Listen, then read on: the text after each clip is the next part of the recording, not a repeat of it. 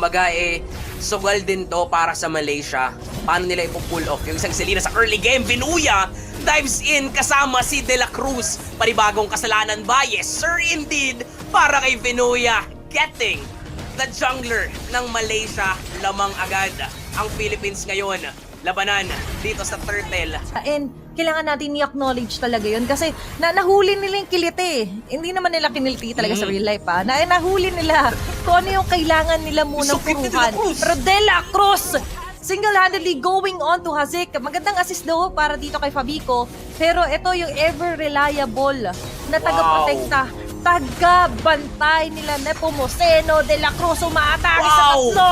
Pero napakaganda rin naman na follow dito para kay Nepomuceno. Kabilang banta, may sakit. Yan, si Elton. Kaso lang, since dalawa yung buhay nun, hindi siya yung bibigyan, pero delikado yata dun si Kayum. Nag-all in, pero si Nepomuceno muna yung babagsak. Pero ang palit naman nun, buhay ni Yums at Mamba out na ngayon. Ang Philippines, ang kaso lang, dalawa ang nakuha sa kanila. Pinuya ngayon, na-stun, na-taunt. Delikado yata yung buhay niya dito. At mamamatay si Vinuya. Man talaga for Hazik dito sa game na to.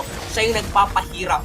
Siya yung pumipigil sa aggression na meron dito ang team ng Pilipinas. Tinalunan, inol-inan si Vinuya. And enough yung damage output ng Malaysia. Pero may counter gagawin dito ang Pilipinas dahil nandun sila sa loob ng real world manipulation. Doon sa pakikipagduelo dito kay Nepomuceno, Soriano. Uy, Soriano! Solo! May lakad siyang sarili dito. Pero na-realize siya, parang kailangan ko yata ng kasama. Kaso sasamahan din dito si Elton. There's going to be the last insanity to now.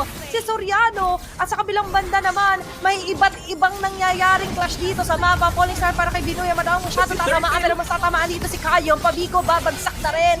Pero hindi pa mayroon silang Nepomuceno na walang makuhang kapalit. Vinuya, humahabol kay Hazik. Binitaw na yung mga araw. Binigay na yung mga abyssal trap. Grabe yung forward march na doon. Advance thinking para kay Vinuya. Hindi man Ramdam dito ni Pabico. Pero ang call, focus sila sa objective. Ayaw nila ng gulo. Dun sa Torre ang gusto. Si De La Cruz nakatapak ng trap. So mamamatay muna siya ngayon. Pero ito, yung pag-step up niya sa game niya para kahit papaano lituin ang mga miyembro ng Pilipinas. At hindi lang yun.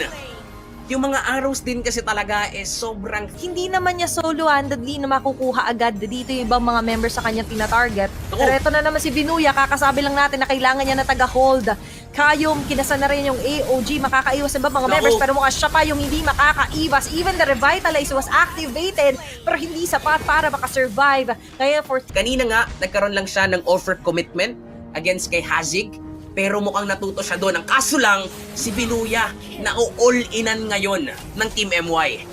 the last insanity ay gagamitin para makapag-out muna. Ay, naabutan! Mapapaaray ka talaga kung ikaw ang Team Malaysia at aabutan ni Vinuya dito mga members sa Team Malaysia. Kaso siya yung may ipit, siya yung masasakripisyo. Medyo makalat man ang mga pangyari pero diretso pa rin. It's going to be a shutdown kill here para kay De La Cruz. Soriano with a Zaman Force, Chrono Dash, single vision, lahat ay tatama. May magandang pag-juggle dito nila De La Cruz at Vinuya nung damage at pinipili na i-force yung last insanity kanina pa dito kay Elton. Pero ito na nga, na-force na si Kayong, pinagigitnaan siya ng mga members ng Team Sibol at matutunaw siya doon ni Fabico. Maiwasan man yung Thorn Rose.